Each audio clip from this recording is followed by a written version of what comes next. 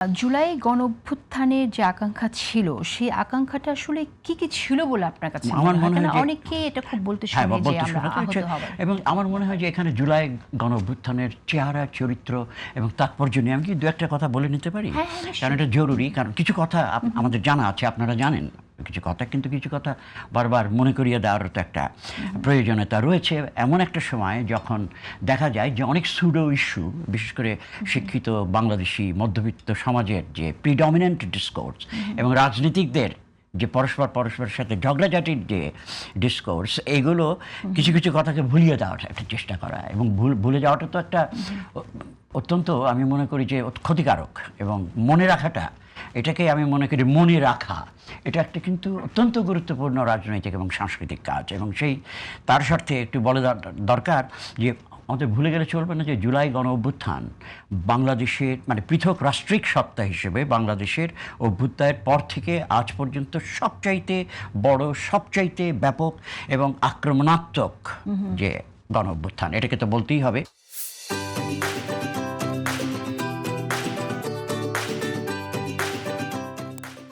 বদরুদ্দিন উমর, যিনি আমার, যার সঙ্গে আমি কাজও করেছি এক সময় বাংলাদেশ লেখক শিবিরের জেনারেল সেক্রেটারি থাকাকালীন, বদরুদ্দিন উমর তো এটা বলেছেন বেশ জোর দিয়ে যে 1952 সাল থেকে এখানে পরপর যে গণ অভ্যুত্থানগুলো ঘটেছে তার মধ্যে জুলাই মাসের এই গণ অভ্যুত্থান হলো সব থেকে ব্যাপক, গভীর এবং শাসকদের বিরুদ্ধে আক্রমণাত্মক। আমি তার সাথে একমত। এই গণ অভ্যুত্থানের পর শুধু শেখ হাসিনাই নয়, তার দলের উপরতলা, মধ্যমতলা, এমনকি নিচের তলার সর্বস্তরের নেতা কর্মীরা জনগণের আক্রমণের ভয়ে ভীত হয়ে কেউ কেউ দেশ ছেড়েছে অথবা দেশের মধ্যেই আত্মগোপন করেছে। অনেকে পুলিশের হাতে ধরা পড়েছে, অনেকে জনগণের হাতে ধরা পড়ে এমনকি নিহত হয়েছে, এটা সত্য, অথবা মারাত্মকভাবে জখম হয়েছে। বাংলাদেশের অন্য কোনো গণ অভ্যুত্থানের পর শাসকদের এই দুরবস্থার অবস্থা কোনো সময় দেখা যায় না। এটা একটা তাৎপর্য মাত্র। এখানে একটু যুক্ত করা দরকার যে শেখ হাসিনা পালিয়ে গেছিলেন। এখন প্রশ্ন জাগে যে শেখ হাসিনা পালিয়ে গেলেন বা তাকে পালিয়ে যেতে দেওয়াও হয়েছিল, এটাও সত্য। আমরা দেখেছি যে তাকে পালিয়ে যেতে দেওয়া হয়েছেও সেই সময়টার কথা যদি মনে হয়। তো শেখ হাসিনা পালালেও কিন্তু পালিয়ে যেতে দেয়া, এটাকে আপনি কিভাবে দুটি পরস্পর সম্পর্ক। কারণ তো তাকে তো সেনাবাহিনী প্রধান প্লেনে করে উঠে, আমাদের সেই মুহূর্তের কথা মনে আছে, তাকে তো উঠিয়ে ফেলে দেওয়া হচ্ছিল। দেশের মাটিতে তার যদি বিচার হতো, দেশের মাটিতে যদি তাকে একটা জেলখানার মধ্যে যদি রাখা হতো এবং বিচার হতো, তো সেটা তো একটা ভালো কাজ হতো। পালিয়ে তো খালি শেখ হাসিনা নিজে তার পাখা দিয়ে উড়ে ভারতে যেতে পারতেন না। সেই কারণে আমি বলছি, আমি একটা ঘুরি, আমি একটু অন্য প্রসঙ্গ মানে সংলগ্ন প্রসঙ্গে যাই।